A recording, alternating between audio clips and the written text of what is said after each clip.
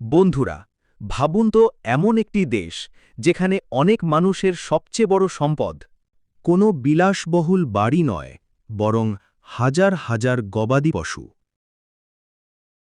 যেখানে ঋতু পরিবর্তনের সঙ্গে সঙ্গে পুরো পরিবার তাদের ঘরবাড়ি গুটিয়ে নতুন জায়গায় চলে যায়।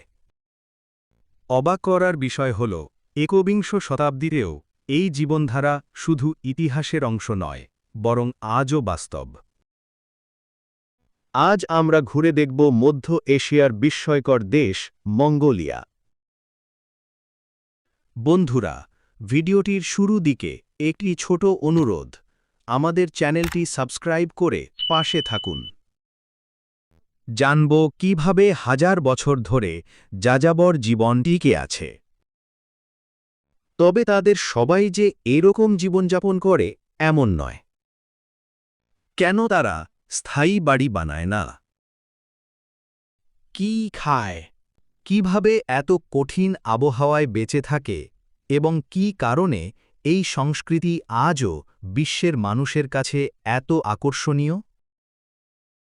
মঙ্গোলিয়া বিশ্বের সবচেয়ে কম জনঘনত্বের দেশগুলোর একটি। বিশাল তৃণভূমি, পাহাড়, মরুভূমি এবং বিস্তীর্ণ খোলা প্রান্তর এই দেশের বৈশিষ্ট্য।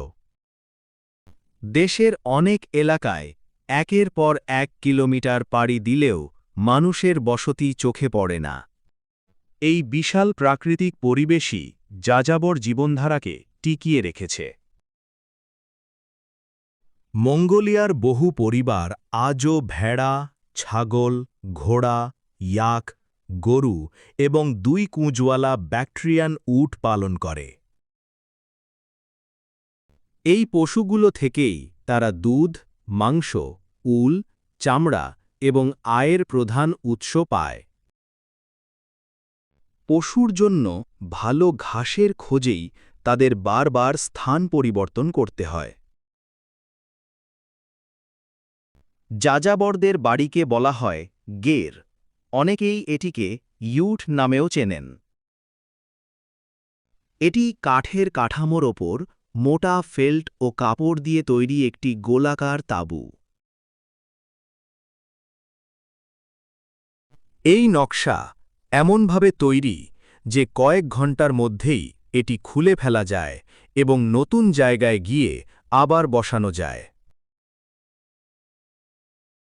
ভেতরে সাধারণত একটি চুলা, বিছানা, আলমারি এবং প্রয়োজনীয় সব জিনিস সুন্দরভাবে সাজানো থাকে।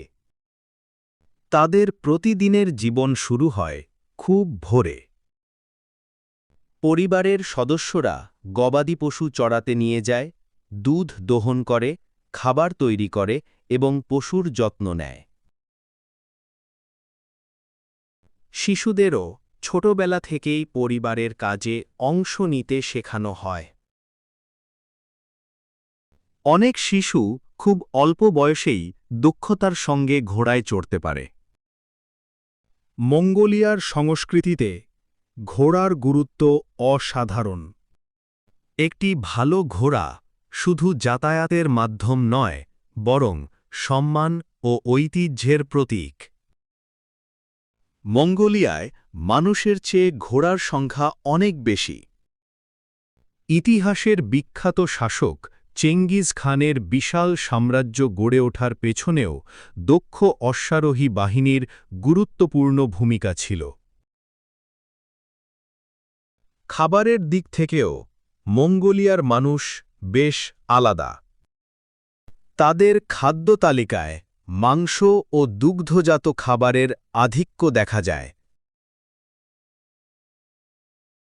তারা দুধ থেকে দই, শুকনো পনির এবং বিভিন্ন ঐতিহ্যবাহী খাবার তৈরি করে।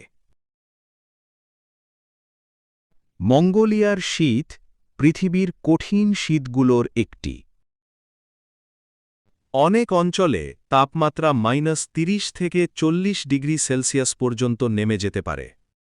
প্রবল তুষারপাত এবং ঠান্ডা বাতাসের মধ্যেও যাযাবর পরিবারগুলি তাদের পশু ও পরিবারকে নিরাপদ রাখার চেষ্টা করে।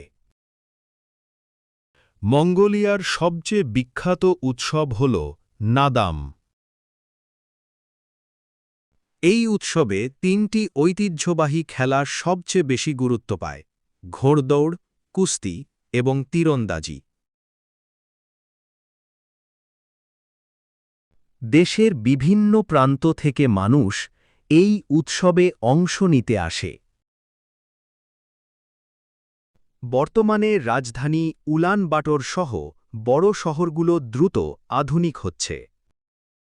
তবুও দেশের উল্লেখযোগ্য সংখ্যক মানুষ এখনও যাযাবর জীবনধারা ধরে রেখেছেন। মঙ্গোলিয়ার যাযাবর সংস্কৃতি শুধু একটি জীবনধারা নয়, এটি প্রকৃতির সঙ্গে মানুষের সহাবস্থানের এক অসাধারণ উদাহরণ। আধুনিক প্রযুক্তির যুগেও তারা প্রজন্মের পর প্রজন্ম ধরে চলে আসা ঐতিহ্যকে সম্মানের সঙ্গে ধরে রেখেছেন।